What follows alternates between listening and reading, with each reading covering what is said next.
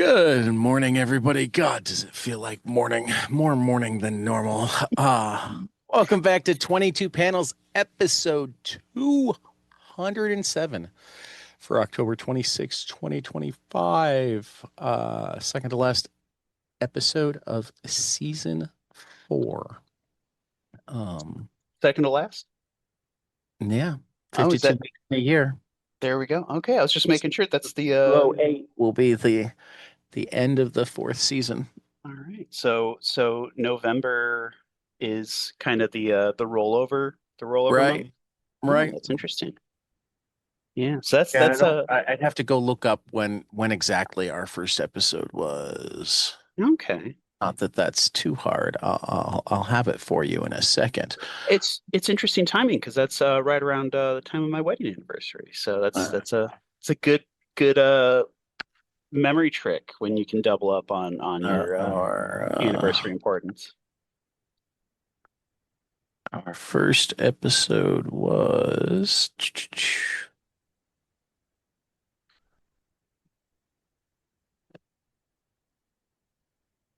November 13th, 2021.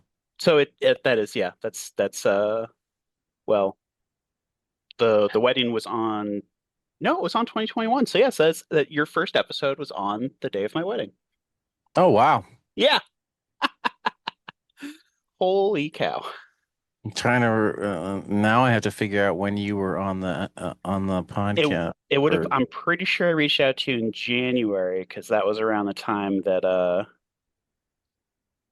there was definitely some other interesting stuff going on in my life that's I'm kind of like able to tie in when I started talking to you around those sorts of times. There we it go. was February 13th. There we go. All right. Isn't that fun? It was episode 14 was your Yep. first appearance This is like on 22 panels. And the we already had ten interviews. So like we were well on our way to the more interviews than weekly episodes that we very much are now. oh Uh, yeah. and could become more in the near future, but we're gonna not talk Even about that yet. more interviews. That's right. Tad is well on Yeah. his way to talking to everyone in comics at least I once. mean, you gotta have goals, right? Oh yeah. So, big news this week. Oh, wait, I forgot to say across the interwebs. So let's roll back. Whoop. Let's roll back. Doodly-doo, doodly-doo, doodly-doo. Yep, yep. Across the interwebs from me is Phil. My Um, cat did not like that noise. He he's is not a spider cat. he is not. He is perturbed. He is He's not a ninja cat either, probably. no. He is We figured out like between Kelly, me, and my friend Jeff, we did uh-huh. figure out um Eddie's pest as a ninja. no, who robbed the Louvre. Oh, yeah? Who was that? Yeah. Well, we saw a list that included, George Clooney and his friends, Sure. cats and ninjas. And we're like, see, they're off here because I mean, as we know from reading Usagi Yojimbo, all cats or all ninjas are cats. Uh, Okay. but also like cats domesticated themselves. So, I mean, really, cats tamed humans. Hmm. So, everybody who has a cat knows that, like, we're the pets. Hmm. Oh yeah. They look at Uh, us like just big dumb cats that don't know how to hunt very well, and that's why they have to bring us things to I show don't how even to think hunt. they think of us as cats. They think of us as food. Yep. Food and warm. That's that's Right, how that's how I get looked at. right. Um, so, like, when you look at it that way, you realize that, like, the heists that Clooney and gang do are the easy ones that their cat masters have planned for them. And when it's a Um, serious heist is when the cats go in themselves. So there you it's go. the Ninja Cat Ocean Masters that they need to be looking for. They should go to Un each of Clooney and his friend's house and look for the cat. They won't right? find it. No, of course not. Any good cat knows to hide from They might intruders. find a non-ninja cat that the ninja cat has set up for the fall. A conveniently non-smoking gun. Right. Um, I mean, Oh, I think Eddie's not a ninja cat. no, I don't No. know. I can see Eddie handling some throwing stars. Yeah, but like Eddie is not particularly good at being stealthy. Yeah. Sometimes when trying to get out of the house, but I think he uses speed and distraction more than stealth then. Okay. Okay. That might make him the Naruto of cat ninjas. Maybe, but like He even is the among our best. cats, Kelly and I agreed that Seppi is the one that could be the leader in kind of the Kaiser Soze way, Oh, interesting. where Okay. it's like you don't think it's him because he just seems timid Oh gosh. and This is reminding me. whatever, but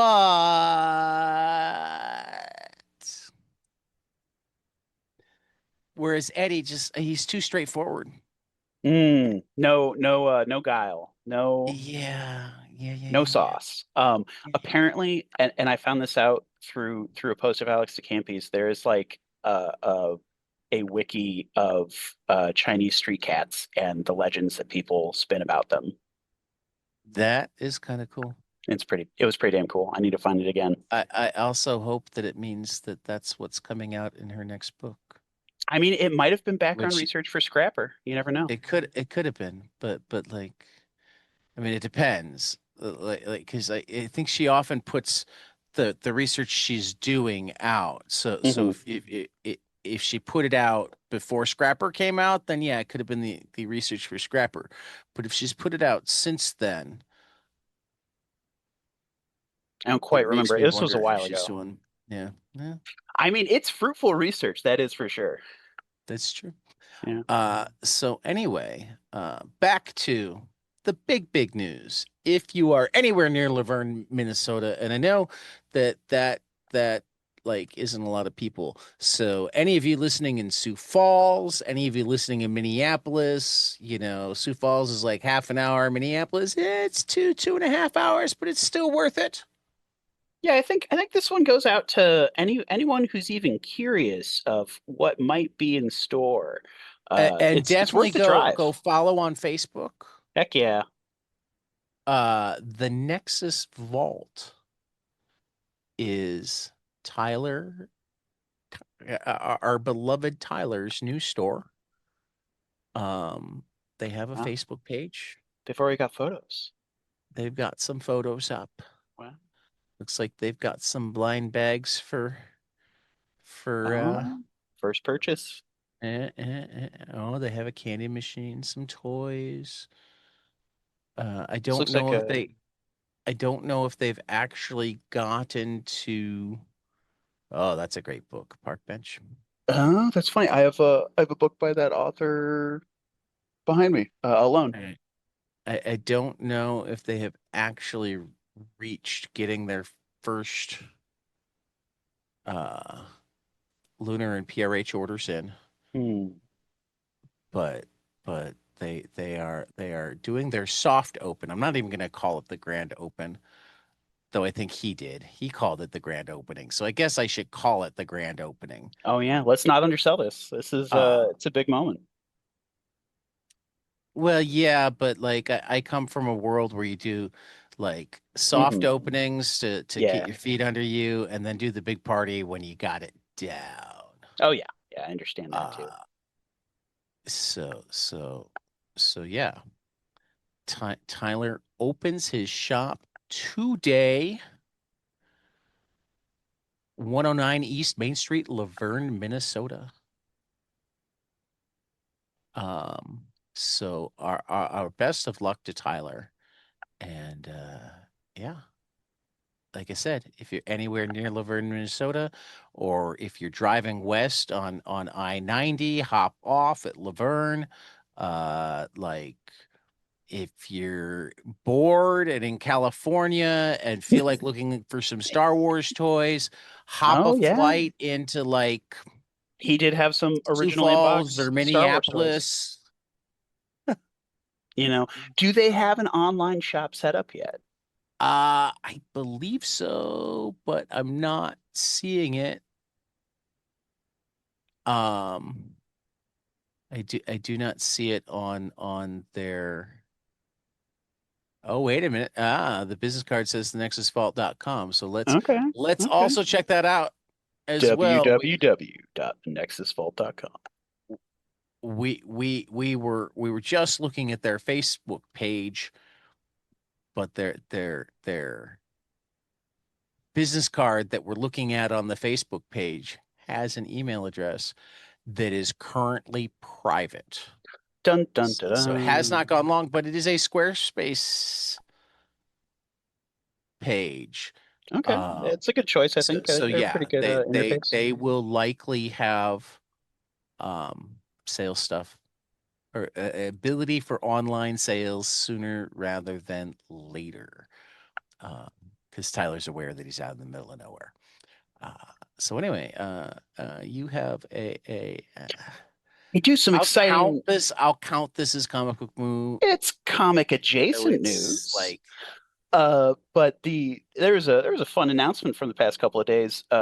We have news that Charles Burns' classic Black Hole is to be adapted by Jane uh, Schoenbrunn, the writer director of I Saw the TV Glow, which I've heard great things about, and that seems like just a great pairing. And also fitting for our mind blowing episode is I had forgotten to include Black Hole as a potential mind blower until remembering this little news bit to include. But yeah, that sounds like, I don't make it a point to watch every comic adaptation because that's too much and I don't have that bandwidth, but this is one that I will absolutely seek out because Black Hole is a fucking classic. I mean, I'll seek out issue one or episode one. Heck yeah, give it a shot. I mean, I'm hoping they'll drop them all at I once. It mean, sounded like it was Netflix. well, but it doesn't actually matter if they drop them all at once. Like, this is one of those that like is so uniquely comic to me that if they're not knocking it out of the park really fast, Oh I'll yeah, stop caring.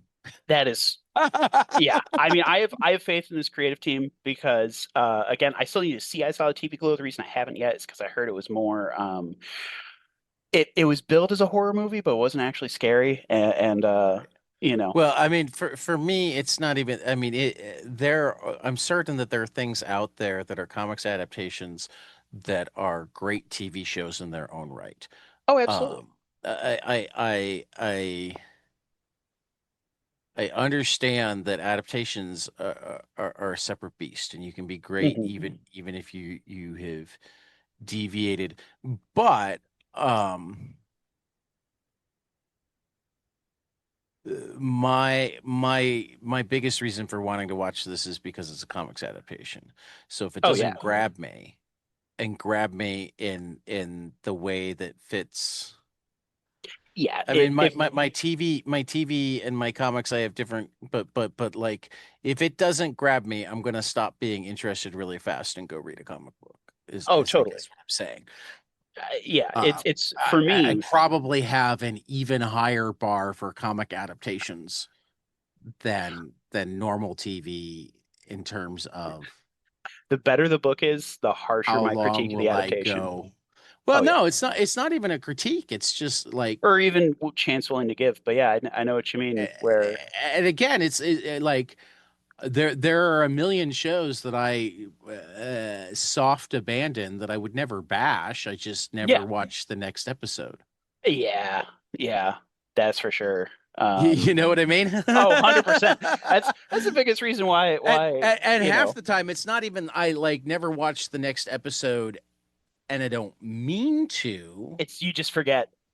I Like, just haven't. yeah, that's It's happened to more us like I so haven't many watched the things. next episode yet. Hmm. I And mean, you don't know when you'll get around like, to it. like, I mean, a- and like my Star Wars buddies like beat me over the head for this. Hmm. I haven't watched episode, I think, 3 of Andor yet, I was gonna say you haven't or, seen Revenge of the Sith? or anything beyond that. Oh yeah, So I like haven't seen any of Andor. I watched the first two episodes. I liked it. I thought it was Hmm. good. It was a little too intense for Kelly, and I didn't love it so much that I was seeking it out during my spare time. And it's been what, 3 years now? Something. Three I mean, they years did. and another season. Yeah, I was gonna say they did a season two, so it's definitely been a while. Um, that's kind of how my TV watching goes. There we go. Cause I mean, and that's why I aspire to it. It's inspirational. The amount and of a comics to lot of my TV. TV watching is rewatching things because then Yeah. it's easier to be in the background and it's just comfort. Oh yeah. I mean, it's yeah. That's another thing. Is there are times where if I have the TV on, I need a second screen. I am at that level of society. I've been on a justified tear lately. I hear that one's really good. And spending my time in the car reading or listening to Elmore Leonard, Raylan Givens Mm, novels. So like yeah, I've been doing both the TV version of the character and the that's an original interesting version of the experience. character. And I actually went and checked down. It's only available on YouTube right now. Um, Long before Justified, Showtime had adapted Pronto, which is the Mm, first book that Raylan Givens appeared in. okay. Um, where he was one of like three main characters, Hmm. and definitely in terms of the casting and in terms of the writing, they focused more on the guy that he was looking for Hmm. because they cast Peter Falk. Oh yeah, that's a big one. Yeah, You know. that's always Um, amusing. right. So, you know. Anyway, what kind of week has it been? Uh, well, Has still only been a week. apparently, 7-ish million people are not that many people, and they all had signs that were made at Kinko's. They're all the Oh, same sign. I don't think it's that big of a deal. I wish Yogi Bear was Um, our president because that's who you sound like right now. okay, sorry. No, no, I appreciate Well, a Yogi I don't Bear want to. more than Yeah, but I don't yeah. want to associate Yogi Bear with. That's fair. That's fair. We don't want to cross those Yeah, streams. yes, 7 million of us took to the streets last weekend. Hmm. I even managed to squeeze out not during a specific period because, well, my wife's still in the hospital and was then, but I happen to live in Chicago, so like there were the No Kings protests, but there's also the everyday protest at the Broadview Detention Center. So I Mm, did spend some damn. time in my afternoon last Saturday at the Broadview Detention Center. And let me give huge thumbs up to the people out there. They got a nice tent set up with water and snacks and signs and sign making supplies and a lost and found table, which I just love it that somebody had the presence of mind to put together a lost and found table. Oh yeah. I you got to collect all those stray shoes. Actually, apparently sometimes it's car keys, Ooh, yeah, that's not gonna get wallets. far without that. Yeah, it's pretty big. It's pretty big. And it's just, good looking out for Um, each other. Absolutely. I love to but hear stories but like that. yeah. Um, yeah. And like that may or may not have anything to do with why uh uh uh the president has demolished the East Wing of the White House. It's pretty Uh, startling. I saw a side like by side and it's he said that it wasn't gonna be I touched when think he was building his ballroom, but I think it's pretty clear right now that he uh doesn't know what the fuck he's talking about. well, yeah. Yeah. And like the bunkers on the East Wing, so like maybe they're actually just using it as cover to do some work there. Though Mhm. even then, it could be he had to go to the bunker couple of times during his first presidency and he didn't like it, so maybe it's like not a posh enough bunker for him. I Mhm. don't know. Heaven forbid. No massage tables. Man. Uh, Oh, yeah. Though I did you catch the ad that Ontario put up? no, that No. sounds fun though. I He tend to like Ontario. he completely threw a shit fit after it appeared the first time. Even It more appeared of a during shit the fit? World Series last night. So Oh, like wow. yeah, Ontario Of used Canada fame. well yeah well it was paid for by the government of Ontario, Canada. Hmm. Uh uh Using footage and audio from Ronald Reagan, ran an ad on how bad tariffs were for the American people. That's incredible. Oh, I love that. Like I Oh, said, I don't know where it first aired because he threw his shit fit before last night, but I was watching the World Series game one last oh, night and it ran during the World Series, which, nice. Toronto's in Ontario, so like, but whoo boy. Wow. Nice. Love seeing them poke the bear like that. Meanwhile, we continue our extrajudicial murders in the Yeah. Caribbean and now in the Pacific. Oh, Uh, we, we, shit. we, we blew up a boat in the Pacific as well. No evidence has been shown of any of these boats carrying drugs. It should be pointed out that even if there was evidence that they carried drugs, the way that's supposed to work is you're supposed to intercept the boat, board it, arrest the people, take the drugs, and then have a trial. Also, I'm not aware of the death penalty for like drug smuggling in this country. Yeah, Um, yeah, it's one of those where I don't even know how to rationally engage with this because it's just such a ridiculous series of actions that I get so angry and so like that's the primary thought that comes across. It's just blatant anger of why the fuck are we as a country doing this and why is this so, allowed to continue happening? let's see. Pretty certain it was in Heather Cox Richardson's email. Anybody not reading Letters from an American really, really should. Um, let's see. The quote from,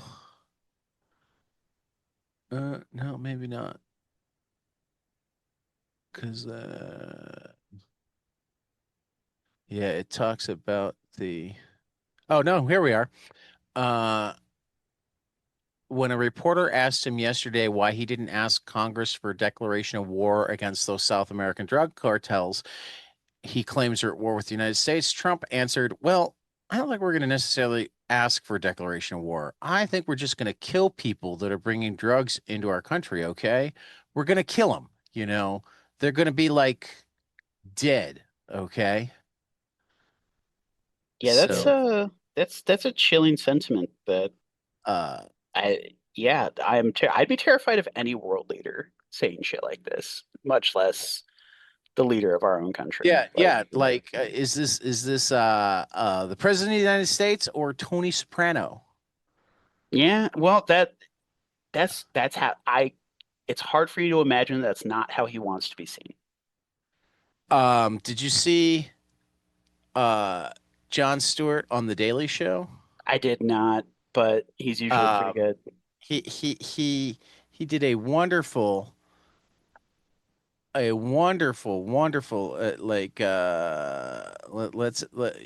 gonna play the clip because it's off of Hmm, YouTube. okay. Let me reshare in a way that will give us sound because this Well, little extra context this is pretty great. for this morning. Um, This is Jon Stewart on the Daily Show. He's a miracle worker. Trump just performed an actual miracle before our eyes. He was saved to do things like he did today. He's got just a special anointing. Prophecy, destiny, and divine purpose. President Trump is God's chosen instrument for this moment in time. Since this is audio only, that's all we're saving right-wing Christianity. Yes. We're saving TV God. and podcasts. To Republicans, king is a demotion. He's not a king. He's a deity sent by God to bring peace to all of mankind. A Jesus-like figure. I mean, I get it. There is a lot of crossover. That's why tonight I thought we'd end our program with some fun and play the hottest new game show on basic cable. Jesus or Trump? Bing bong. All right, here we go. Here's how we're going to play. I'll read a quote, and you try and figure out if it was said by Donald J. Trump or Jesus H. Christ. Oh boy. Get out your scorecards! First quote. Love your enemies and pray for those who persecute you. I'm starting off. Oh, this is a close one. I'm gonna give everybody a second to lock in their answers. Jesus Christ, that's Jesus. Got about 60% in the audience, guys. Number 2, be on your guard against all kinds of greed. Life does not consist in an abundance of possessions. That's another tricky one. I want you to take Jesus again. That was the two for Jesus on that. Let me try another one. I did try and her.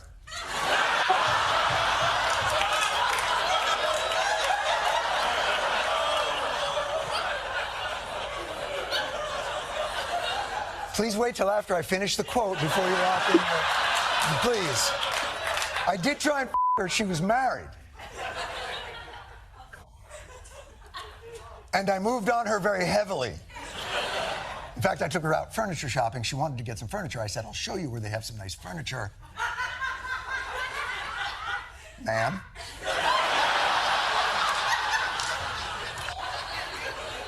Please respect the other contestants. I moved on her like a bitch. But I couldn't. Don't boo, it could be Jesus. And you are risking eternal life. But I couldn't get there, and she was married. Then all of a sudden, I see her. She's now got the big phony tits and everything. She's totally changed her look. End quote.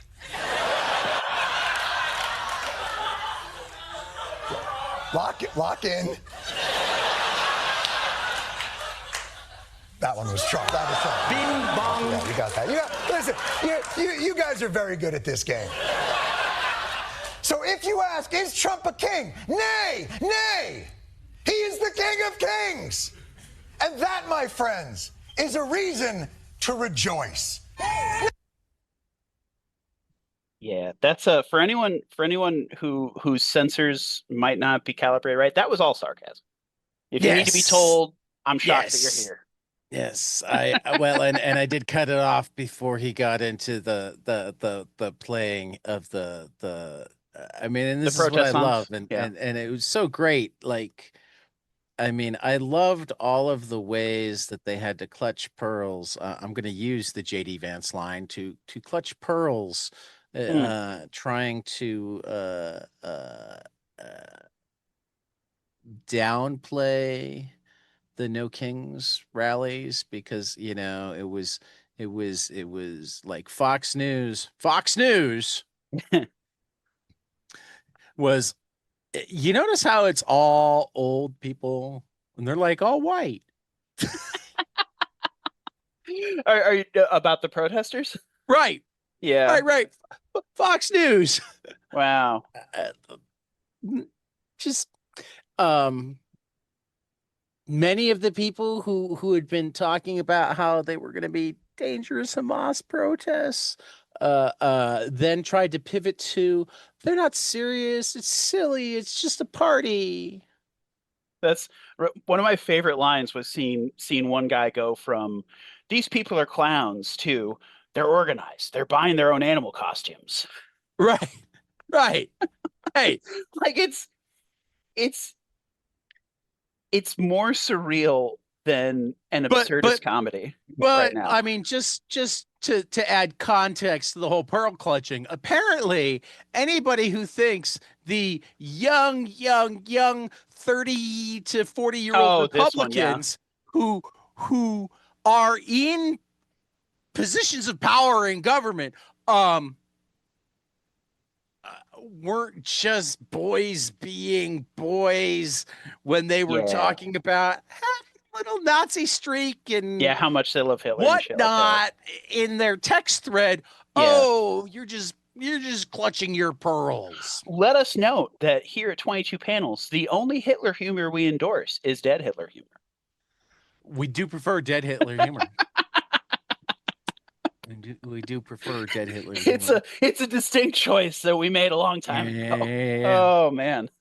It's also rather humorous that a quote unquote young Republican is in their 30s or 40s. Well, I mean, all young Republicans are between 18 and 40. There you go. Yeah, wow. That's like But this was young Republican leadership. Right. It's oh my god. Basically, one it's of the so people funny to me. on the chat was a state senator. One of the people or a couple of people on the chat were like chiefs of staff to congressmen. Like one of the people on the chat just had to remove himself from consideration to become good. the head of the I forget exactly what it is, but like special counsel for government workers, because it's a Senate confirmed job. And thank God there are just enough Republican senators who said, yeah, you're just going to walk away because we don't want to have a hearing and we're certainly not voting for you. Yeah. Which apparently is now the low bar to say that you are a person of conscience in the Republican Party. Is I will not vote to confirm a person who has openly said that they have a bit of a Nazi streak to a position in our government. Yeah, this is the joke that comes to mind is, hell's frozen over when Republicans are developing standards. But mind you, I mean, these are boys will be boys in their 30s. Yeah, that's another one. If a 14-year-old gets pregnant, she's having a baby. Yeah, that's a great way to frame that double standard. That you're an adult when you make a decision that they want to go one way, but you're a child when you make a decision that they want to go the other way. Well, I mean, it's women are adults as soon as they can breed. Yeah. And men are adults as soon as they're done staying and doing stupid things. At their convenience. Right. Yeah. Yeah, it's bullshit. It's grade A bullshit. Oh. Yeah. So we have a brand new catalog. Feel that pivot. So all sorts of new to order stuff.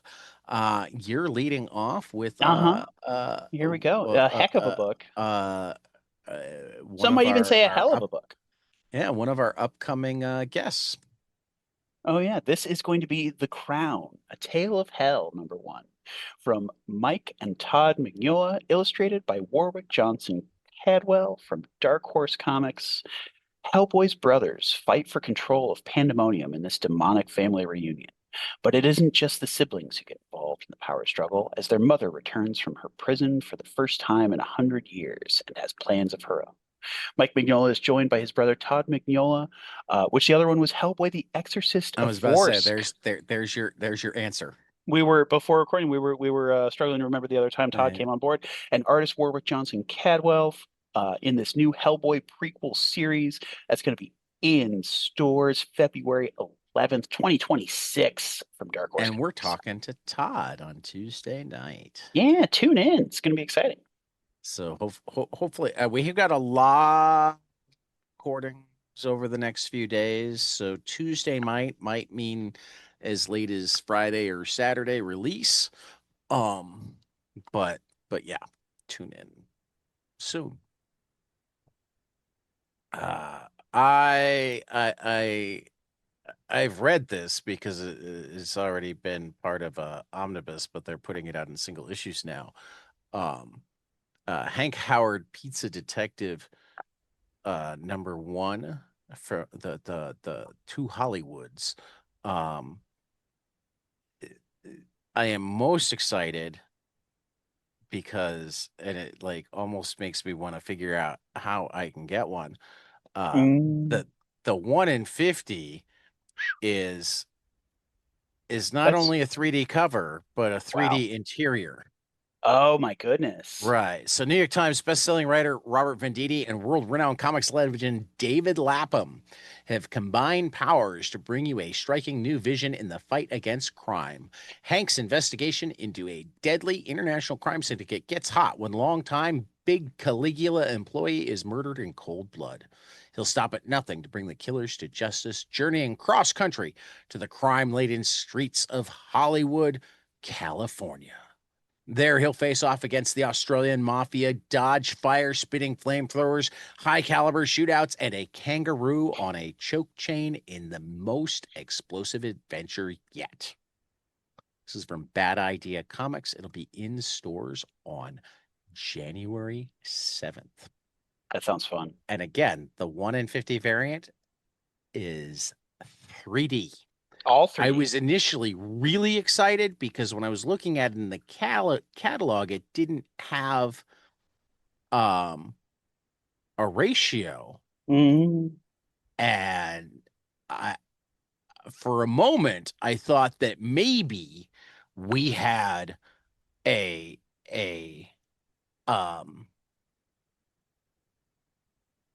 open order 3D, and that would have been just. Do you have a special set of 3D glasses for occasions like this, or do you think they're coming with? I do, Oh, but nice. but B, it will come with them. Okay, good. Because I do not keep 3D glasses on hand. I don't know if I'll pick that up though. But Dennis Kitchen sent me some. Oh, they're nice. Those along are with some 3D posters that he made. Oh, nice. Extra special 3D glasses. So yeah. So I don't normally do the facsimile editions, but we're gonna do a few of them this month, including to celebrate the 50th anniversary of Fantagraphics. We are proud to present a series of replicant editions of classic Fantagraphics comics from the company's storied history, beginning with the one that launched 1,000 ships, the very first issue of Love and Rockets, Volume 1 from 1982.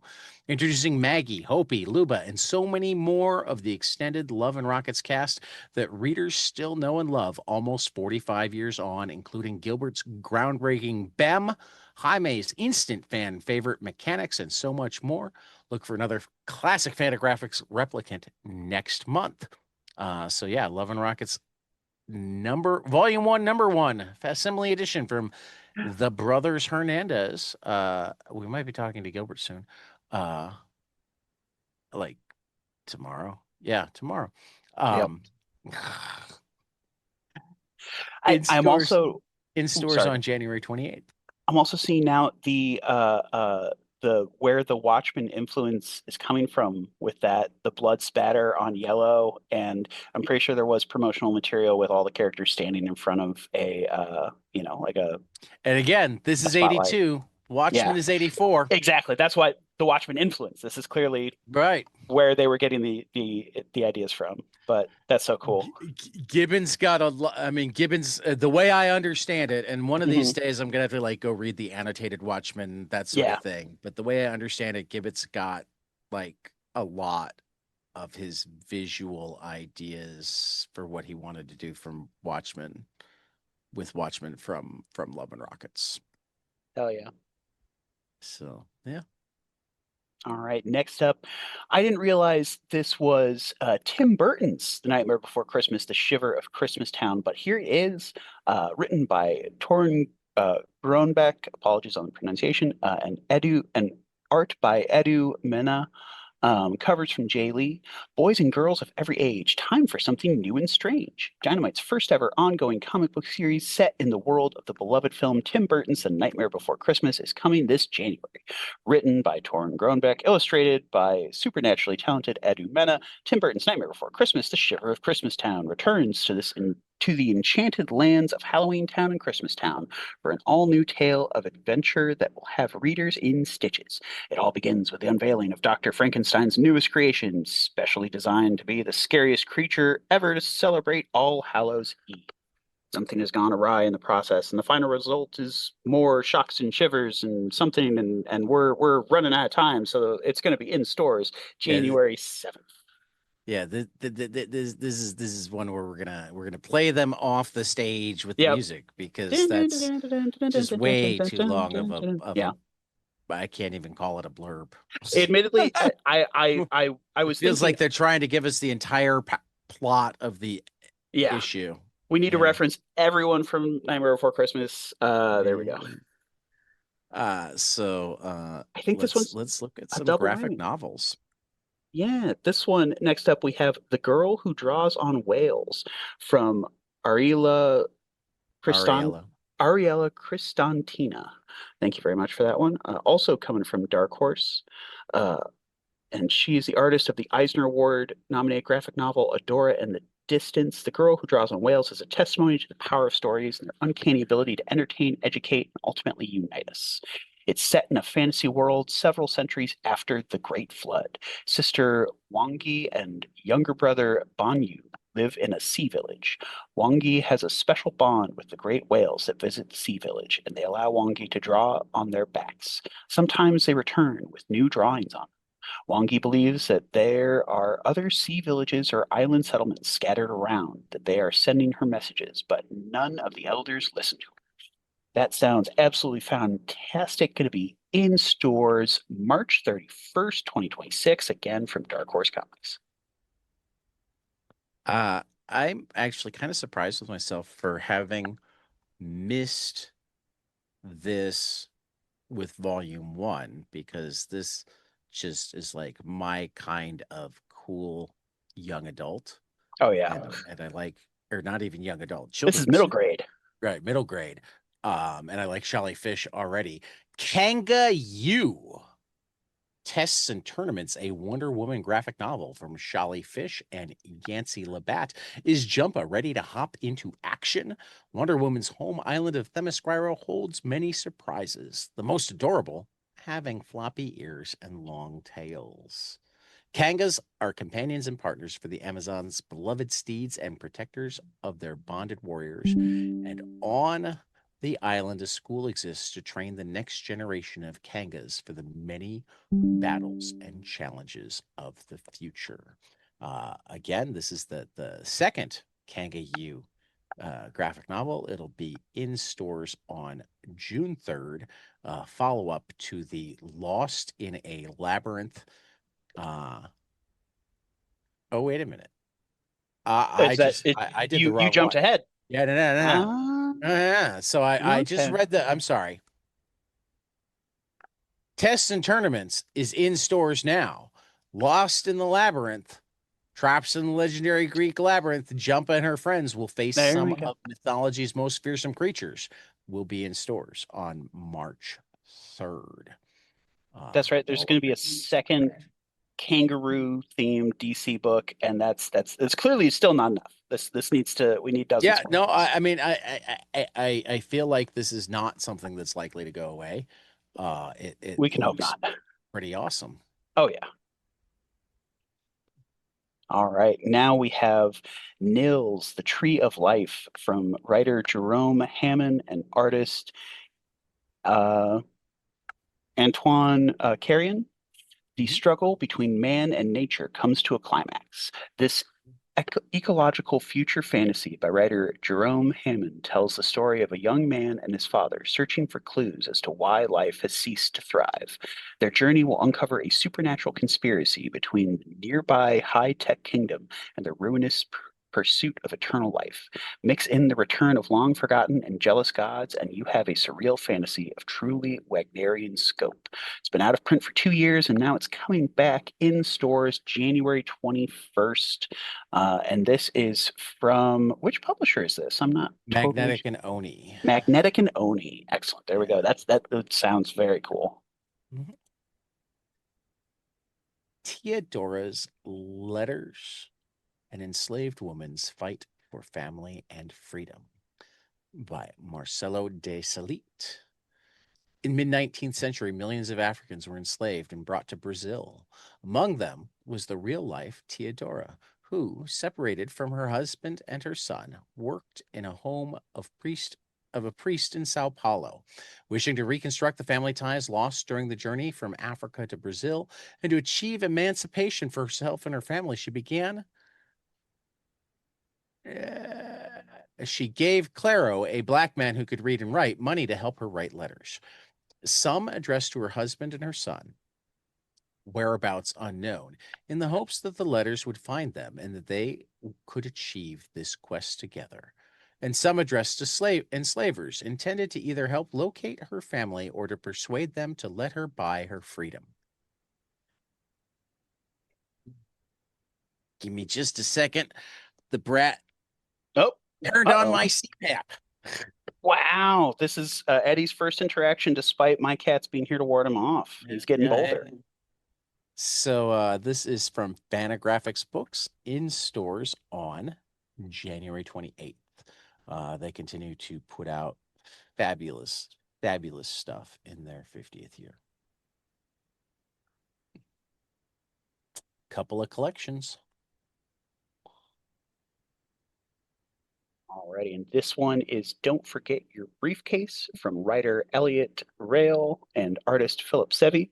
Everywhere the president goes, there is a military liaison who follows, carrying a briefcase with the codes to launch a nuclear strike, and it's just been lost. This is a story about what happens when a 10-year-old boy finds a nuclear football and accidentally brings the world to the brink of annihilation. In stores, January 7th, 2026. I wouldn't let you have this one because That's fair. It's from our patron saint, and B is humor from our patron saint. I did not realize. My Gun is the Jury and Other Stories from Jack Davis, Wally Wood, Al Feldstein, Jack Mendelson, and a story from Harvey Kurtzman. Crazed cartooning Davis's and Woods. Crazed cartooning and Mad changed the art form and comedy itself forever, but their gonzo parody work in Mad's sister satire titled Panic, published at the same time, is less well known. To invert that injustice, this volume of the Fantagraphics EC Artist Library presents all their zany, pun-packed panic lampoonery, especially their pomposity, puncturing movie parodies, including Davis's My Gun is the Jury, Come Back, Little Streetcar, A Star is Corn, and Wood's African Scream, Gone with the Widow, and 20,000 Leaks Under the Sea. These visual volleys are verbalized by Al Feldstein and Jack Mendelson. Mendelson would also write for TV's Laugh-In and the Beatles' Yellow Submarine, but the laughs don't languish. Also included is the never-before reprinted V Vampires. The Vampires. A riotous romp written by the legendary Harvey Kurtzman and drawn by Wood that vanished after its initial appearance more than 70 years ago. So, yeah. A Star is Corn is killing me. Yeah. That one keeps on hitting. Holy shit. Wally Wood and Jack Davis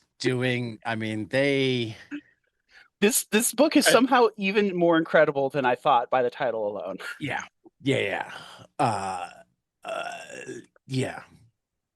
I mean, I love the art and all of the EC horror and crime books and often like the stories. But Wood and Davis and Kurtzman, just like their humor is off the charts. Oh yeah. I, historical humor becomes more and more interesting as time goes on. Right. Yeah. Oh, I'm certain that there are things in this that like we sit there and go, it'll be like did you watch the Saturday Night Live 50th anniversary special? No, They had a no. whole reel of things that they kind of regret. Mm, interesting. Yeah. I I think wonder. they did. I don't even think they like did the. It was a different time. It was the things we probably shouldn't have done. But then they Hmm, showed it again. So I mean, and couldn't have that's been the that thing bad. about humor is Uh-huh. like if it's done in humor, where do you cross I mean, I really And feel like humor has a very different line. it does. I think so. Uh, but I still think I mean I think really what they were saying is we possibly still would have done this sketch, but we would have written it a little bit differently today. Yeah. Yeah. For me, Uh, some of the interest is figuring out why something was right, considered funny. And right. sometimes that makes it No, more interesting. absolutely, Sometimes it absolutely. makes it less funny, but Yeah, sometimes it makes it more yeah, funny. yeah, yeah. It's always Yep, a yep, mystery. yep. So yeah, new catalog. This will be Tyler's first catalog for his shop. No, actually, I think he ordered from the October catalog. Oh, okay. I was gonna say, I mean, But he's yeah. got to frame it. He's got to frame Yeah. his first catalog, Well, except that they don't really print them anymore, I don't think. Oh, well, that's a bummer. I mean, it's Well, understandable. That's a lot of paper, but that's new to order for the month of November, brought to you by the Nexus Vault, Laverne, Minnesota, 109 East Main Street. The Nexus Vault, Laverne at gmail.com. Congratulations, Tyler, on opening your new shop. And we can't wait to have you back. So, new comic series. Take it away, Phil. all right. First up, we've got Archie's Valentine's Day Spectacular from Holly G, Stephen Butler, Lily Butler, Glenn Whitmore, and Jack Morelli from Archie Comics in January 14th. Astro Quantum #1 from Andrea Moody and Arturo Fabra at Mad Cave on January 28th. Babs, The Black Road South #1 from Garth Ennis, Jason Burrows at Ahoy Comics, January 14th. Bloodland #1 from B. Clay Moore and Mark Chatter at Ignition on January 14th. Club Zodiac #1 from Caden Phoenix, Phineas Conrad, Martia Gomez, and Fanny Arteaga at Keen Spot on November 21st. That would be January 21st. January 21st. My apologies. And The Crown, A Tale of Hell #1 from Mike Mignola, Todd Mignola, and Warwick Johnson Cadwell at Dark Horse on February 11th. Then there's Hannah and the Hells versus the Beatles from Sam Ashurst, Tony M. Clark from Floating World on February 11th. Holy Brawl #1 from Athla Fabio at Keensport on January 14th. Hank Howard, Pizza Detective, The Two Hollywoods, #1 from Robert Venditti, David Lapham, Bad Idea, January 7th. Don't forget, there's a 3D 1 in 50 variant issue. 3D Inside as well as Out. Inglorious X-Force #1 from Tim Seeley, Jordan Bloom, Michael St. Maria at Marvel on January 21st. Then there's Iron Man #1 from Joshua Williamson, Carmen Carnero, Marvel Comics, January 28th. Night City #1 from Matt Kint and David Lapham at Dark Horse on February 4th. Love and Rockets Volume 1 #1 Replicant Edition from Gabriel Hernandez, Jaime It's Hernandez. Gilbert Hernandez. Gilbert Hernandez. I am so Gilbert. sorry. I don't know what I am looking at. Gilberto. Gilberto Hernandez. My 1,000 apologies. Jaime Hernandez, Fantagraphics, January 28th. Luna Snow World Tour #1 from Greg Pak, Ario Anandito, and Takeshi Miyazawa at Marvel on January 14th. Magic the Gathering, Untold Stories, Jace #1, Michael W. Conrad, Caitlin Yarsky, Dark Horse, February 4th. Malevolent #1 from Justin Jordan, John Bivens, Felipe Sobrero at Image Comics on January 28th. Mark Spector, Moon Knight #1 from Jed McKay, Dev Malia Pramanik at Marvel Comics, February 11th.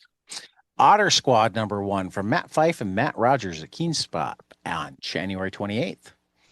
The Planet-Sized Planet Death #1 from Robert Venditti, Derek Kolstad, Thomas Giorello, Bad Idea, January 7th, and that is in 11 by 17 trim. Rogue #1 from Erica Schultz and Luigi Zagaria at Marvel on January 21st. Dimensional Rivals #1 from Peach Momoko at Marvel Comics, January 14th. The Shiver of Christmastown #1 from Torin Grombuck and Edu Mana at Dynamite on January 7th. Spirit of the Shadows #1 from Nick Cagnetti, Daniel Ziegler, Oni, January 28th. Continuing the newfound rekindled friendship between Marvel and DC, they're releasing facsimiles of a couple of Treasury editions featuring Superman and Spider-Man. First is the 50th anniversary Treasury edition of Superman versus Spider-Man by Jerry Conway, Ross Andrew, Neil Adams, and John Romita Sr. from DC Marvel on January 7th, followed by DC and Marvel present Superman and Spider-Man, the Marvel Treasury edition #28 from Jim Shooter and John Buscema from DC Marvel on February 4th. Next up is Thundar the Barbarian from Jason Aaron, Cuber Ball, Dynamite, January 21st. And finally, Where Does the Rainbow End #1 from Francesco Perillo and Stefano Cartacelli at Mad Cave on January 14th. Phil, let's talk some graphic novels. Oh yeah, first up is Blood Honey by Sean Peacock at IDW Dark, February 3rd. Breakthrough Life on the Brink from Christopher Fink at Fantagraphics Underground on January 28th. A Brief History of a Long War, Ukraine's Fight Against Russian Domination from Mariam Naem, Yulia Vus, Ian Ivan. I'm so sorry. Ivan Kipabida from 10 Speed, January 27th. Cordo Maltese, Fable of Venice and Other Adventures from Hugo Pratt at Fantagraphics on January 14th. Creatures and Corridors from Brandon Auman and Andrea Moody, Lab. Is that Action Lab or just Lab? No, that's just Lab. Just Lab on January 7th. The Credits Roll Into the Sea, Volume 1 from John Terrakeen at Dark Horse Manga on April 21st.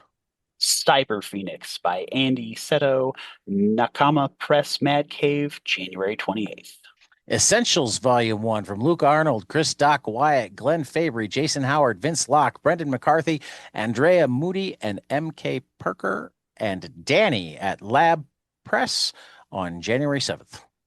The Extraordinary Voyages, Volume 1 from Dennis Pierre Filippi, Silvio Camboni at Papercuts, January 14th. The Girl Who Draws on Whales from Ariella Cristantina at Dark Horse on March 31st. Followed by The Girl Who Raised the Dead, Kawashima Norikazu from Uncivilized, January 28th. Hunger Niharikia from Joe Bacardo at Lab on January 7th. I Can Sell You a Body, Ryan Ferrier, George Kimbadas, IDW Dark, January 27th. Johnny Red, A Couple of Heroes from Garth Ennis and Keith Burns at Rebellion on January 7th. Kanga Yu, Lost in a Labyrinth from Sholly Fish, Vancy Labat, DC Comics, March 3rd. The Life and Death of Fritz the Cat from Robert Crumb at Fantagraphics on January 14th. Luna Express from Campbell White at Top Shelf IDW, February 10th. Mary Shelley, from Alessandro Di Virgilio and Manuela Santoni at Mad Cave. Becca Gallo on January 14th. My Soulmate by Wa Ki at Nakama Press Mad Cave, January 21st. Nils, The Tree of Life from Jerome Hamann and Antoine Carrion at Magnetic Oni on January 21st. Our Little Wild Time by Fred Noland from Fantagraphics Underground, January 28th. The Pass from Catriona Chapman at Fantagraphics on January 21st. Pigwife by Abby Luck at Top Shelf IDW on January 13th. Pie Rats, Volume 1, Set Sail for Treasure, Alexis Vivallo at Paper Cuts on January 21st. Pink Monsters by Klaus Daniel Herman at Oni Comics on May 27th. Punk Taco Adventures from Adam Walenta, Makana Walenta, Kiolo Walenta, and Gabriel Mayorga at Paper Cuts on January 28th. Serendipity from Gabby Benda, Holiday House, January 27th. Super Science, Volume 1 from N. Alessandro K. and M.K. Perker at Lab on January 7th. Theodora's Letters, An Enslaved Woman's Fight for Family and Freedom by Marcelo de Salete at Fantagraphics on January 28th. Tommy the Coward from Marco Sanseri, Roberto Laciello, and at Paper Cuts on January 14th. Wallflower by Yasmin Omar Atta from Viking Penguin on January 14th. White Shadows from Antoine Azanam and Antoine Carrion at Magnetic Oni on January 21st. And then there's The Woodchipper by Joe Ullman at Drawn and Quarterly on February 11th. Now for some collections, and a heck of a month of collections. Starting out, we got Essentia from John Dolmayan and Tony Parker, Blonde Wake Entertainment, January 7th. Amazing Spider-Man, the classic newspaper strips, 1977, from Stan Lee and John Romita Sr. at Clover Press on February 25th. Ancestral Recall by Jordan Clark, Adagun Ilhan at Ahoy Comics, April 15th. Archie versus Minor Threats from Patton Oswalt, Jordan Bloom, Timmy Haig, and Scott Kobelish at Dark Horse on March 31st. Batman Hush 2 from Jeff Loeb, Jim Lee, Scott Williams at DC Comics, March 31st. The Beauty, Book 1 from Jeremy Hahn, Jason A. Hurley, Stephen Green, Brett Weldele, and Mike Huddleston at Ignition on January 20th. Bronze Faces, Shobo Schaff, Alexandre Tefenki at Boom, March 31st. Bitchcraft from Aaron Reese, Lemma Carroll at Mad Cave on January 21st. Cemetery Kids Don't Die, Volume 2, Run Rabbit from Zach Thompson and Daniel Irizarry at Oni, May 13th. Cold Witch, A Tale of the Shrouded College from Charles Sewell and Will Sliney on Image Comics on January 7th. The Creeping Below by Brian Azzarello and Vanessa Del Rey, Boom Comics, March 17th. Dick Tracy, 1941 from Chester Gould and Clover Press, January 28th. Deadpool Wolverine, A Time for Strife by Benjamin Percy, Joshua Cassara, Robert Gill at Marvel Comics, February 10th. Don't Forget Your Briefcase from Elliot Rahel and Philip Sevi at Mad Cave on January 7th. 5 Weapons by Jimmy Robinson at Image Comics on January 28th. George Perez's The New Titans Artist Edition from Marv Wolfman and George Perez at Act 4 Image on July 1st. Godzilla Heist by Van Jensen, Kelsey Ramsey, IDW, January 13th. Hellboy Universe, The Secret Histories, Volume 1 from Mike Mignola, John Arcudi, Lawrence Campbell, Christopher Mitten, and Dave Stewart at Dark Horse Comics on March 24th. Jessica Jones, Blind Spot by Kelly Thompson, Matea DeLewis, and Marcio Takara, and Filippo Andrade, Marvel Comics, March 3rd. Lavender Jack, Volume 1 from Dan Shikade, Jen Manley Lee at Dark Horse Comics on March 3rd. The Legend Testers by Jordi Bernay, Graham Baker at Rebellion, January 14th. Leo Rising from Archie Bongiovanni at Abrams on January 21st. Locus, the Maggie and Hopi stories from Jaime Hernandez, Fantagraphics, January 21st. Marvel Knights, The World to Come from Christopher Priest and Joe Quesada from Marvel Comics on June 2nd. The Missionary from Ryan Stegman and Jason Howard at Distillery, February 24th. My Gun is the Jury and Other Stories from Jack Davis, Wally Wood, Al Feldstein, Harvey Kurtzman, and Jack Mendelson at Fantagraphics on January 7th. One World Under Doom by Ryan North and R.B. Silva at Marvel Comics, February 10th. Quick Stops, Volume 3 from Kevin Smith, Ryan Gaja, John Sprengelmeyer, Mark Rahel, and Ahmad Rafat at Dark Horse on March 31st. Runaways, Think of the Children by Rainbow Rowell and Elena Casagrande and Roberta Ingranata at Marvel Comics, February 10th. Spectrum Deluxe Edition from Rick Quinn and Dave Chisholm at Mad Cave on January 28th. Star Trek Lore War from Christopher Cantwell, Jackson Lansing, Colin Kelly, Ryan North, David Tinto, and Derek Charm, IDW, January 13th. The Tin Can Society from Peter Warren, Francesco Mobili at Image Comics on January 28th.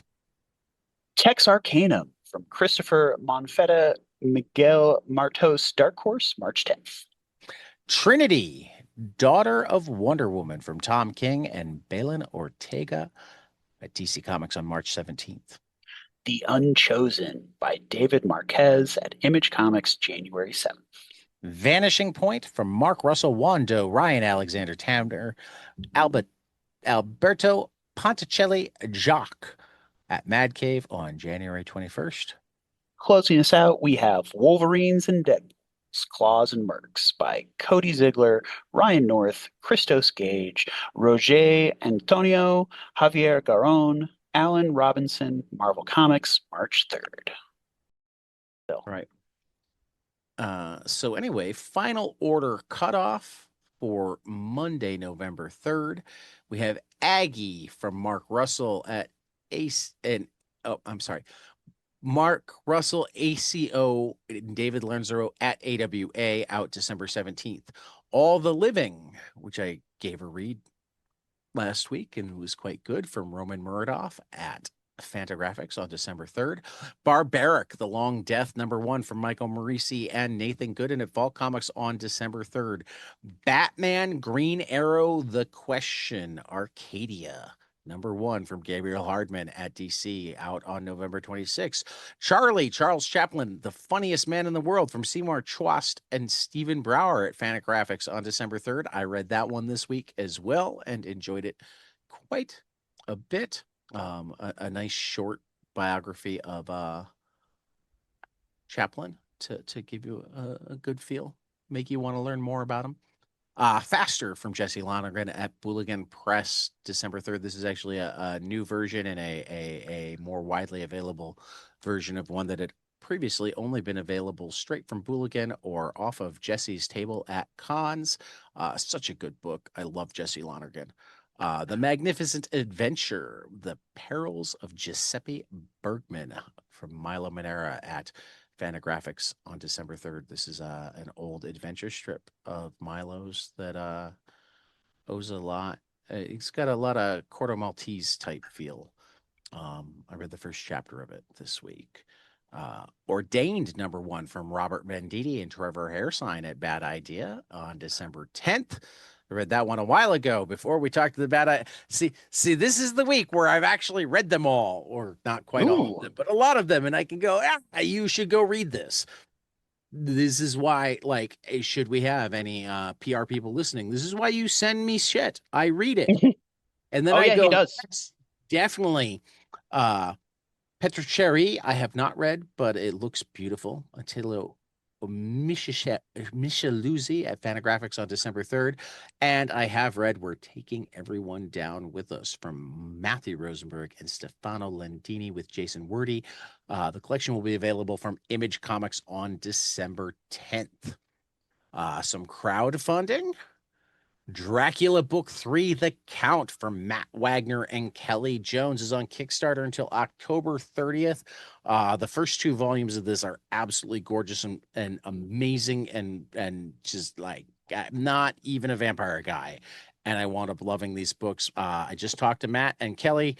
You can hear it now. And oh my God, are they excited about these books. Feeling Messed Up from David F. Walker on Kickstarter, his mental health journey available funding through October 30th. Our Long National Nightmare, political cartoons from Tom Tomorrow on Kickstarter through October 30th. The third issue of The Dead and the Damned from Sebastian Gerner and Kelly Williams at Ghost Flying Press on Kickstarter through October 31st. The Sync Halloween Special #1 from John Lees and Alex Cormack at Comics Tribe on Kickstarter through October 31st. The Comics Courier issue 3, edited by Tiffany Babb on Kickstarter through November 1st. Rigsby, Wisconsin, Volume 2, Burn It Down from S.E. Case on from Iron Circus on Kickstarter through November 6th. A Mangaka, a Kaiju, and Omega, Juan Ponce and Lur Noise on Zoop through November 7th. The Beneath the Trees Where Nobody Sees storytelling game, Hunters Entertainment on Kickstarter through November 12th. And the A1 Deadline Special, bringing together two indie, or yeah, British indie comic anthologies from the 80s back with many of their original creators and some new ones.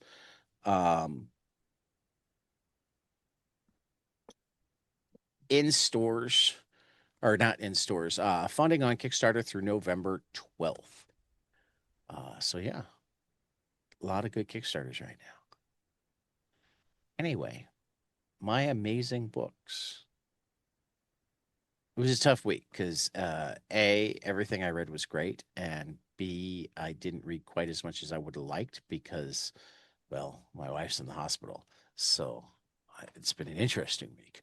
But I kind of knew in my back pocket that the Ephemerata, Shaping the Exquisite Nature of Grief from Carol Tyler at Fantagraphics, was going to take that top spot when it was officially released because this is Carol's masterpiece. Carol is one of the greatest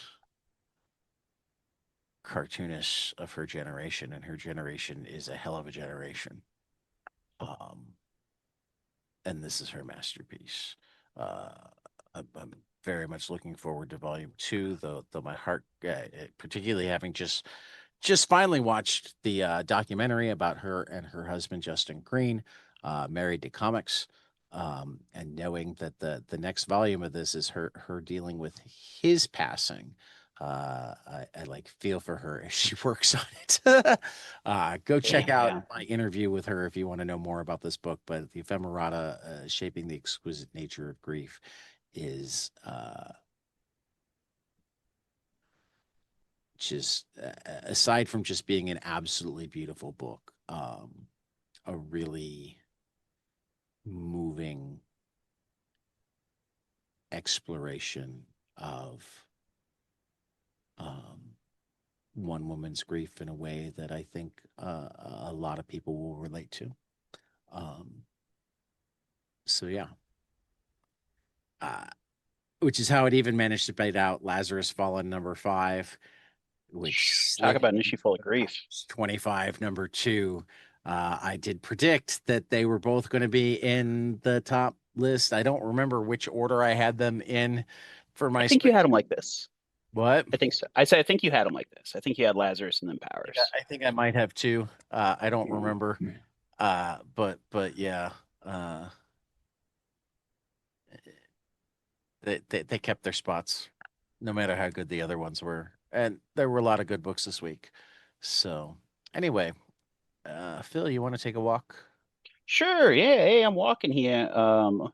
This is my list of honorable mentions for mind blowers. Of course, Lazarus number five, Lazarus Fallen number five is one of those. As Lazarus is definitely a mind blowing work, in my opinion. It's a lot of things, but it fit in with this. Then, of course, the other couple I have a pair of titles from Monsieur Alan Moore, both Promethea with J.H. Williams III from his imprint ABC Comics that was originally at Wildstorm, then bought by DC, and Providence with Alan Moore and Jason Burrows, Avatar Press. I feel like these two books, mind blowing in different ways. One about kind of goodness and the divine, and the other about evilness and the profane. And they're a hell of a pair. And then, of course, this one is another deep cut. The not manga but manhwa series, King of Hell from Ra In Su, published by Tokyo Pop way back when I was in high school. I'm thinking specifically there was a moment in a tournament arc where the main character, who is the titular King of Hell, he's fighting other people and totally destroying them, and someone comes up to him afterwards and points out, like, your sword, it's not a magic sword, it's just a regular piece of metal. And he's like, yeah, that's how strong I am. And that was a mind-blowing moment for me when I read it in high school, this idea that, oh wow, like, I don't know. I always having been a fan of magic swords, and the idea that, like, Excalibur is what makes Arthur the king, and then it's like, no, it's what's in the person. It's not what's in the sword. It was a very good inversion of expectations there. And I'd say next up, Tad, how's One Piece going? I read no One Piece this week. That's understandable. It's been a busy week. I Yeah. I thought about it, like, when I got home last night hmm at 2 a.m. That's and that's too late to and consider reading more. and I thought about it when I woke up at 5, but instead decided to steal a couple more hours of sleep. Well earned. So yeah. Yeah, I didn't get to it earlier in the week, and uh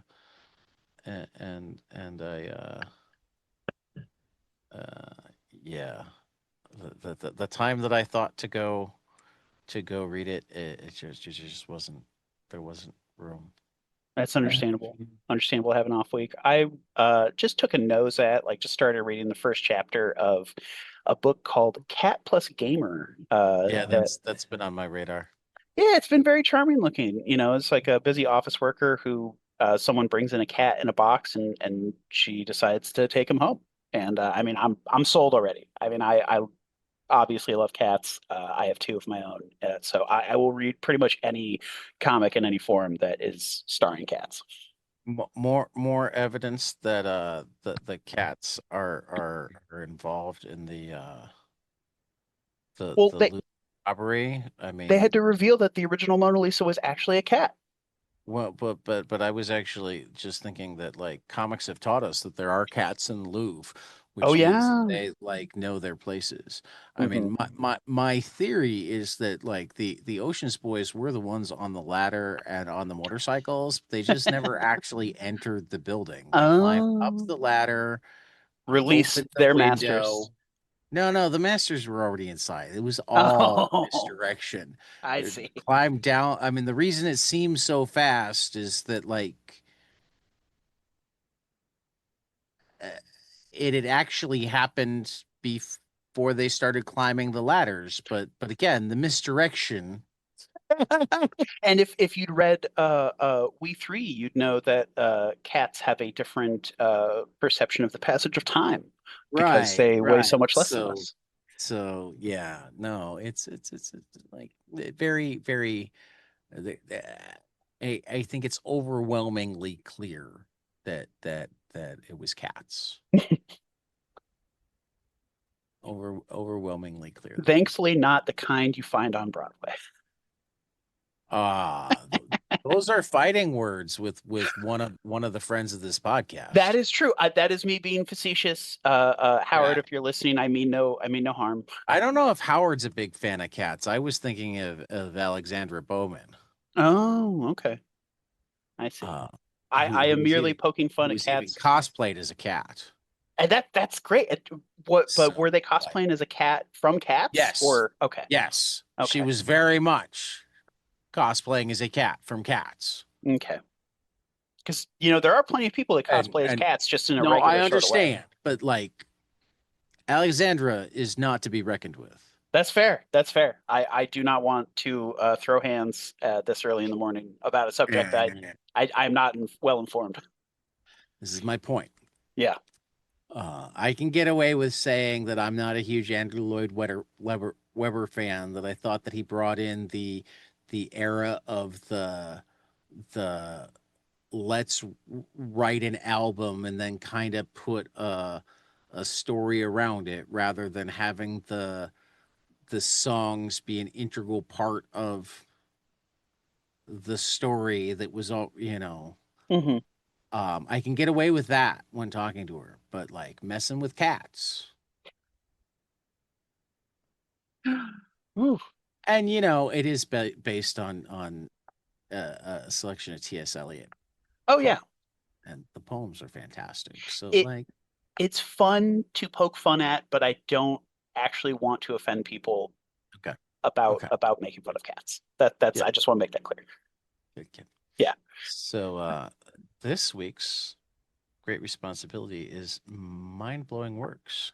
And I'm going to go ahead and lead off because it took me a while to decide on something, because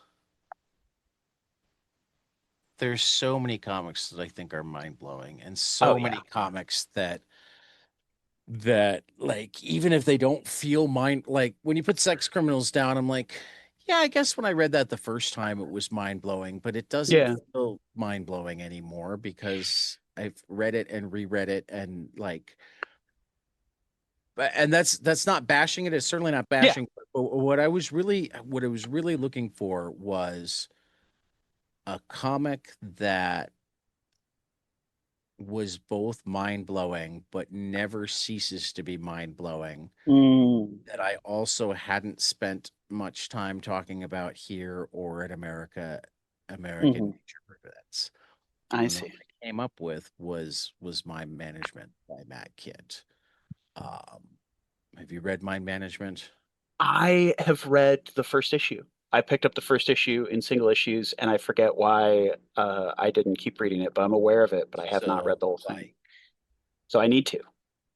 There are marginal notes. There are, I mean, there were like hidden messages on the covers. Yeah, this is the first time that I started to speculate. I mean, I should have brought up my omnibuses that I did a book club with, and when I book club books, not for the show, when it's like sit down book clubs where we're really gonna go through stuff together, I tendency to put post-it notes on things that I had post-it notes on almost every page. I had 3 post-it notes on some pages. Oh wow, yeah.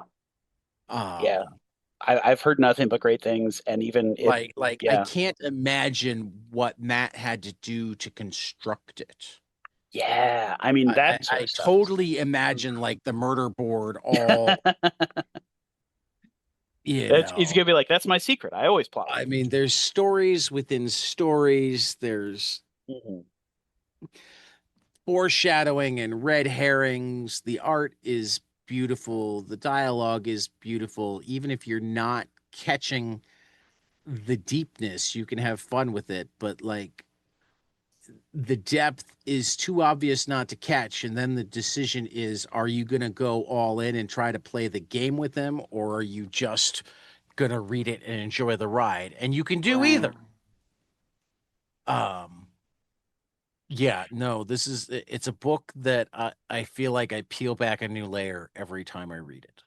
And that absolutely intrigues me, and is a signpost that I was aware of it before, but now it has jumped from I should read this to a must read, because I mean, I guess one of the things I can say, because I also thought of putting and I'll bring it up. Mhm. He did a book called Red-Handed: The Fine Art of Strange Crimes, Mm. which to me is like a rough draft of mind management, Oh, that's always interesting to find. um, like condensed into a small town. Wow. So Okay. rather than this globe-trotting epic, Hmm. um, whatever, like it's all condensed into one smallish town with a detective supposedly solving mostly mundane mysteries, Hmm. uh, but it doesn't stay It, that. it, yeah, I haven't read a ton of Matt Kint. Particular, he's kind of like Jeff Lemire, Yeah, uh, yeah. where when he's writing for somebody else, eh, though there are definitely people that when he's writing for, it's like, oh, like he's working with David Lapham coming up. Hmm. Absolutely. Yeah, that's Working with exciting. Abraham Mustafa coming up. That's exciting. Absolutely. Yeah. He's worked with Gabriel Walta, and like Yeah, yeah. right off the bat. Walt is Um incredible. I know he's doing They're All Terribles, and that's been fun. and don't get me wrong, like his Valiant stuff is good. Hmm.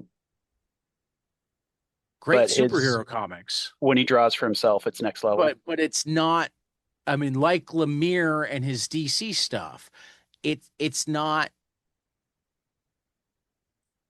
he doesn't stand out when he's doing work for hire and not drawing. Yeah, I can imagine that. Because I He read. falls into the category of very good. He does Hmm. never writes anything unreadable, and like if Right. you're into like the given character or whatnot, it's probably one of the best runs on the character. But Hmm. there is so much you know what I mean? Yeah, yeah, I absolutely do here. It's And it's that's. it's much harder to differentiate yourself in the Mhm. superhero realm. It is. Well, not only that, but like there's so much superhero stuff that comes out in any Right. given time period that it's so hard. It's not only is the quality going to vary depending on how much you like the writer and how much you like the character, but it's also going to vary on which artist got assigned to them at that given time, how long they were able to build a story for, all kinds of different things. So yeah, Yeah. being a head and shoulders standout amongst superheroes is a very different game from being able to do that as creator. Revolver, I see now is that was Matt Kent. the That's first fantastic. it was really good. It was the first Matt Kent book I Tyler read. Jenkins, when he works with Tyler Jenkins, it's Yep. generally very, I very I good. need to read Folklords with Matt Smith. That's one that's really really intriguing to me. It's good. I need to reread it. Okay. I was mildly underwhelmed. Mm, And I actually wonder if they wanted to do more and it just didn't sell well enough, because I think oh, I could see that. it just felt abrupt. Super Spy. I mean, Oh, that's, I think, part of um, the the kind of Ether. part of the mind management. The Ether's good. Yeah, Department H. with David Rubin. That's another series I've read most of. I don't think I read the Right. last series or two, but So yeah, I yeah. mean, we're talking just, Yeah, he's done so much. That's the other thing that's difficult when, and so little of it is anything other than great. yeah. Uh, I will say like you're like his low threshold is very, very good. hmm. Yeah, right. Yeah, I know what you mean. You know what I mean? Yeah. Um, Oh, and I've but read the Frankenstein Agent of Shade from the okay, New I haven't 52 read era. that. It was fine. It was one that got canceled pretty quick. Right. So that was kind of a bummer because I was like, oh, this was one of the With weirder him, books. with him and Jeff Lemire. Yeah, I think Jeff Lemire started it out and then Right. he picked it up right before it got canceled. But it Well, was he's fun. the only person to draw any Sweet Tooth Yep, that too. Yeah. No, wait, I think no, that was a other than special Lemire. issue. That was a special issue, so that's why that doesn't count. But yeah, he did regular issues of Right. Sweet Tooth, one of the flashback arcs. Yeah. So I was going to say though, you're Yeah, no, mind management is another, and I haven't. you still On there, what? Ted? Oh, I thought I didn't know if I You were didn't gonna say what? Yeah, I'm Oh, here. I was going to say, okay. I was going to say that your standard of having something that's mind blowing that continues to be mind blowing. That's a that's a high bar, which is why I'm definitely intrigued to pick up mind management. But it's honestly one of the few comics I can think of that do that is like The Filth by Grant Morrison. Or, I mean, honestly, Grant Morrison stuff tends to be that way for me. But even then, it's so like specifically, the reason I chose Sex Criminals over Providence is because I've only read through Providence once, and while it did blow my mind, it completely shifted my sense of consciousness when I read it. I questioned whether I'd have that experience a second time or not, you know. And I wanted to do something a little more lighthearted after last time's was, you know, the super dark, cursed text, fucked up book. So Sex Criminals is my pick for a mind-blowing work. This was, I mean, it's also a double entendre, a different kind of mind-blowing work. But yeah, I absolutely loved this book when it came out. I jumped on from issue one. It is the book that fully made me a lifelong Matt Fraction fan. He was someone whose work I had at Marvel, I had, you know, seen some of, not read all of, had ups and downs, you know, but it didn't solidify me for him. But this Sex Criminals, oh, smashed it out of the park. I that's where I first was like, oh, this guy's funny. He does humor.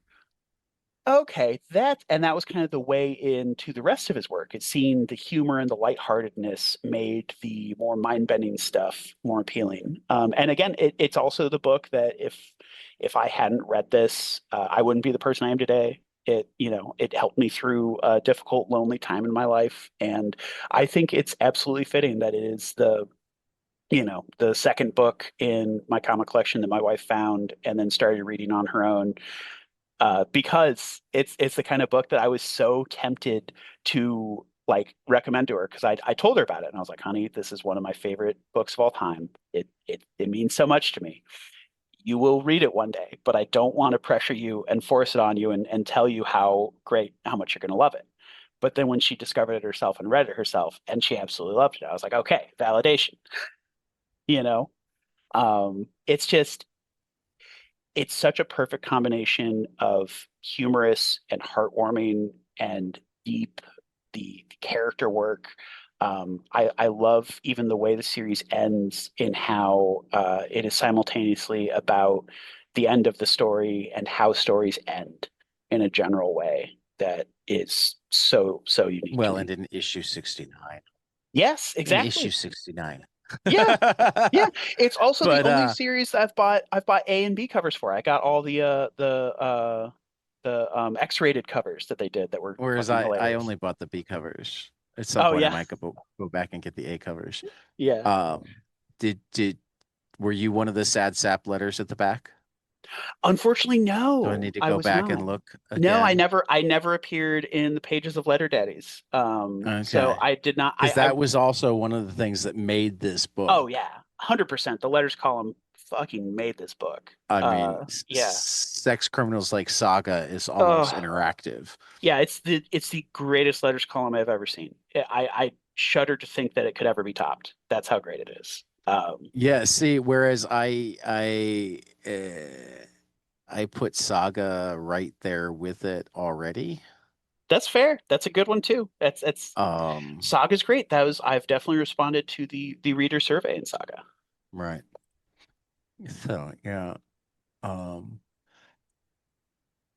yeah. I accidentally muted my microphone, Oh, so I didn't manage to do as many interjections in there as I might have. I see. Uh what I was trying to say before you jumped in on Sex Criminals, Oh, which sorry. thank you for doing that because Oh I'd yeah. muted the microphone and not figured it out, so we would have had way more dead space. Is that there are definitely other series that like Saga amazes every time. Oh yeah. Sex Criminals amazes every time. Like Mind Management isn't the only one that gets better every time I read it. Yeah.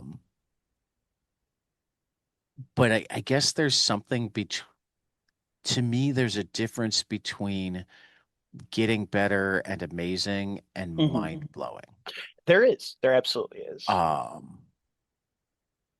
guess Sex for Criminals was mind blowing when I read volume 1, but it wasn't even mind blowing issue to issue to me after that. You know, it was again, it was for me primary. The letters column was always no, I mean there were moments there were moments that were the criminal issue. Yeah, no. There were totally moments that were. Oh yeah. I guess so. For me, the but other not in that. I mean, I guess I kind of used mind blowing as mind twisting. You know, as mind blowing as broke my brain and continues to break my brain. right. And so, and I took mind blowing as mind expanding because this is one where that works. Yeah, because this helped expand what comics could be for me. This helped expand what sex could be for me. Well, and either one of them is absolutely accurate. Like again, none of this was like, you shouldn't have picked that. It was like, trying to like define what. I mean, again, part of it was like I've talked about so many books. I mean, 700 odd episodes in. I've talked about so many books so many times. I'm sure that angle made this even harder for you. Try to pick something that I didn't feel like I talked about a lot. Yep. Both Mind Management and Sex Criminals are books that I want to book club at some point.